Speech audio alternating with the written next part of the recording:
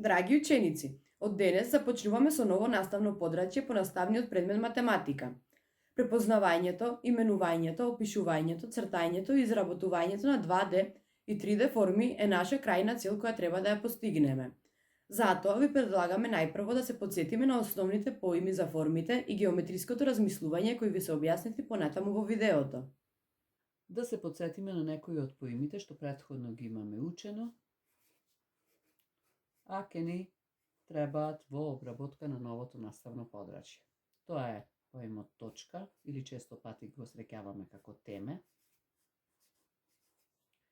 понатаму права, полуправа,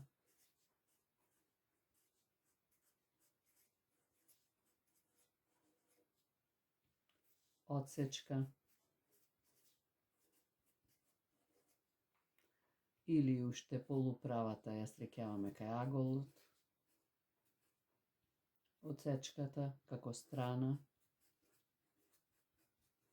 или раб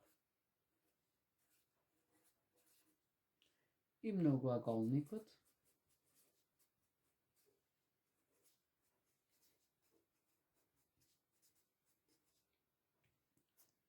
што може да го сретнеме како дел од рамнината,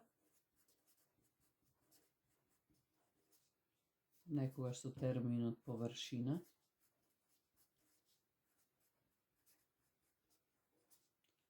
или со терминот ѕид. Точката е еден од основните поими во математиката. Точката можеме да ја означиме на било кој дел од површината на листот. Еве, например, тука. Точката е навистина важна. Тоа се гледа по тоа што ние можеме да ја дадеме име. Ајде да ја именуваме оваа точка со големата латинска буква А. Тоа значи дека точките кои ги обележуваме врз површината се именуваат со големите латинични букви. Ова е точка Б, точка С, точка Д, точка Е. Во просторот имаме бесконечно многу точки. Но што кога точките ќе ги поставиме една до друга?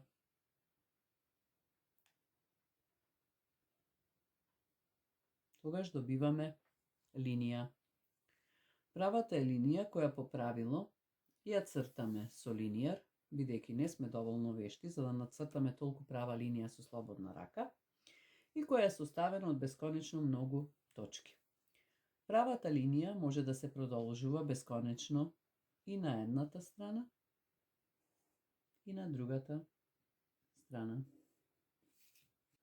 И како што точките имаат своји имиња, така и правите имаат своји имиња.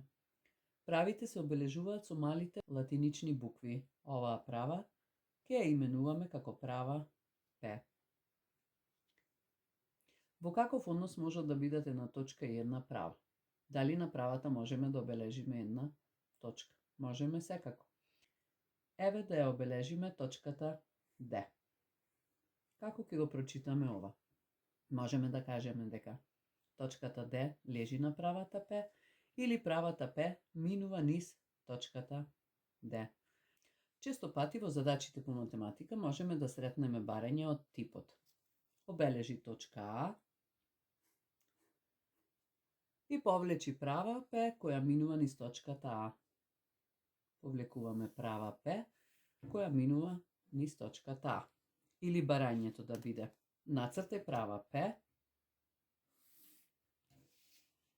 а потоа обележи точка А која лежи на правата.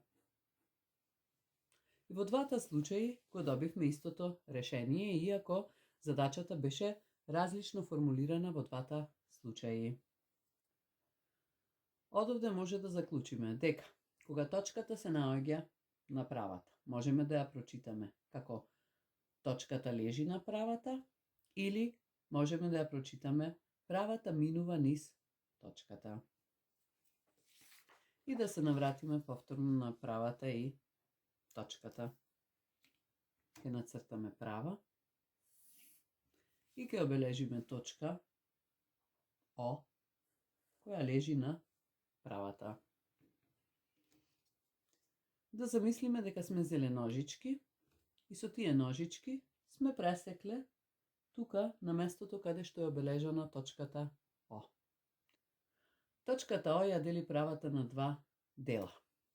Односно, едниот дел почнува од точката О и бесконечно може да се продолжува на оваа страна, а другиот дел почнува исто од точката О и може да оди и да се продолжува бесконечно на другата страна.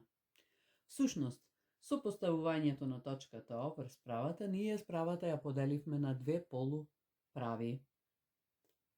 Полуправата е дел од правата, која што од едната страна е ограничена со точка, а од другата страна може бесконечно да се продолжува. Истото важи и за оваа полуправа. Но што кога двете полуправи имаат заедничка точка, но не лежат на иста права? Како во примерот. Овие две полуправи формираат агол. Двете полуправи се краците на аголот. Точката О е темето на аголот и површината од рамнината што ја определуваат тие две полуправи. Но што ако на правата обележиме две точки, а не една? Например, да ги обележиме точките А и точката Б. Ке забележиме дека овие две точки ограничуваат еден дел од правата, односно растојанието што се наоѓа меѓу точката А и точката Б и сите оние точки што се наоѓаат меѓу овие две точки всушност формираат одсечка.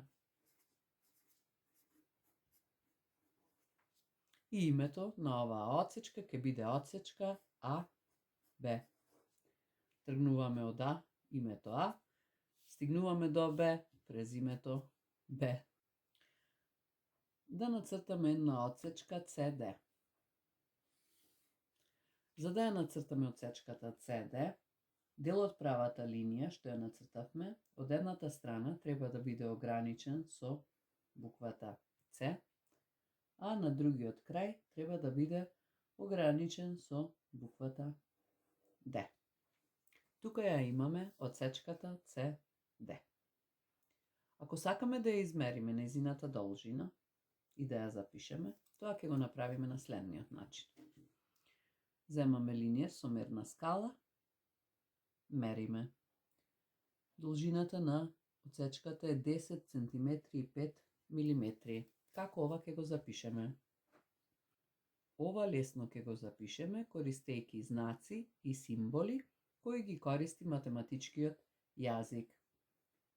Должината на одсечката CD е еднаква на 10 cm и 5 mm. Како ќе нацртаме одсечка за која ни е дадена должина? Ајде да нацртаме одсечка која треба да биде долга 5 cm.